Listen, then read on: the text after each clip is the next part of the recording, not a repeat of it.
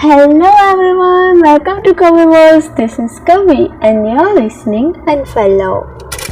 Your heart for too late, right on insane. Gonna tell a lie, you deny. They already know. Gave me your all, and I'll take your heart. Leave them all behind, hide the walls. Take me out of your castle. Sound of laughter behind these walls. Don't you know there's only one way here? Okay, so before we start the story, I would like to give a little summary about it. So basically, this whole story is depended on mafia law and how two persons fought for their love. And yeah, this is the mysterious mafia love story. Its whole story is depended on mystery. So I hope you like it. और अगर आपको पसंद नहीं भी आया तो आप मुझे बता सकते हो. रात के 11 बजे द रेड मैंसन. पूरे मैंसन में सन्नाटा छाया हुआ था. सारे बॉडीगार्ड्स अपनी जगह पर खड़े थे. उनके चेहरे पर डर साफ देखा जा सकता था. तभी एक लड़की हॉल में एंटर होती है. उसके आते ही पूरा मैंसन जैसे ठंडा पड़ गया था. वो लड़की जाकर बीचों बीच रखी हुई एक बड़ी सी आलीशान कुर्सी पर जाकर बैठ जाती है. वो पास ही में रखा हुआ वाइन का ग्लास उठा के बोली, पार्थ. और उसके साथ ही dark brown eyes, perfect straight hairs, white shirt और ब्लैक पैंट के साथ डिसेंट लड़का अपने हाथों में 2 बड़ी सी फाइल लेकर उस लड़की के सामने कॉन्फिडेंस के साथ आ गया और उसके सामने झुक कर बोला, एक बड़ी खबर है. उस लड़की ने उसे बोलने का इशारा किया और पार्थ फाइल दिखाते हुए बोला, अविनाश अग्रवाल, जाने माने माफिया ने अपने बेटे शिव अग्रवाल की शादी बिजनेस टाइकून नायरा अरोरा की बेटी वानी अरोरा के साथ अगले हफ्ते सोमवार को तय की है. वो लड़की कुछ सोच कर बोली, फॉर बिजनेस? पार्थ मुस्कुराकर बोला, हाँ बिजनेस रीज़न है, पर वो अकेला रीज़न नहीं है. वैसे मिस एलिन, मैं ये कह रहा था कि वानी और उसकी मॉम. वो और कुछ कह पाता उससे पहले ही मिस एलिन का फ़ोन बजा. उसने जैसे ही आईडी देखी वो वहाँ से खड़ी हुई और सबको नज़रअंदाज करके मैंसन से निकल गई.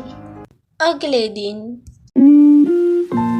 लगातार कॉल बजने के कारण तारा की नींद खुली. उसने जैसे ही कॉल आईडी देखी उसने तुरंत ही उस आंसर किया और नींद में बोली, यार सुबह के 5 बज रहे हैं, क्या हुआ?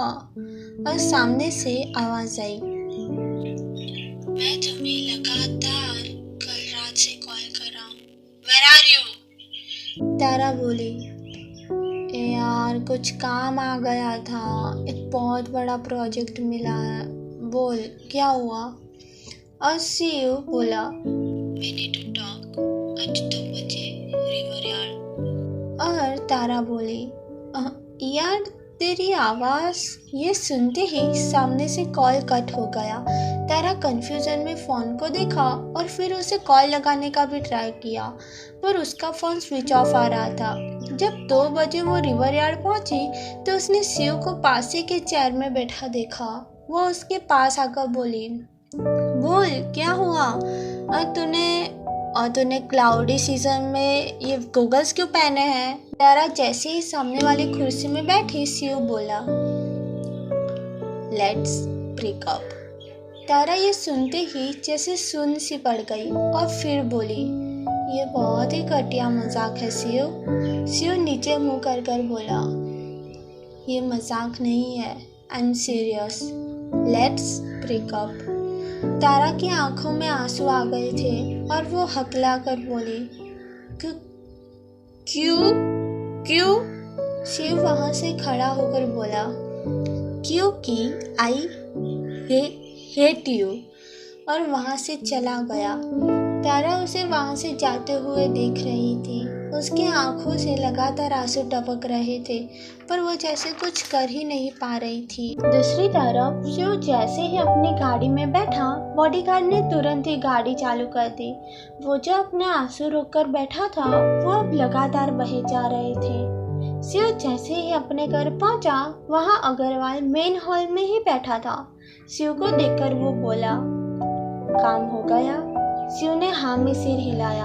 अविनाश ने अपनी बात आगे बढ़ाते हुए कहा, अच्छे बच्चे, वानी आ रही है। तुम दोनों जितना साथ में टाइम बिताओगे, वो तारा को बुलाना उतना ही आसान होगा। सो बी प्रिपेयर्ड। ये सुनते ही शिव अपने कमरे में चला गया और अविनाश को उसके सेक्रेटरी ने कान में कुछ कहा और अविनाश का फेस सीरियस हो गया। So that's it for today guys. I hope you like it. If you did, don't forget to give it your heart and share it with a friend. Next episode मैं अगले Thursday को post करूँगी. तब तक के लिए stay tuned in love. I am your one and only कवि.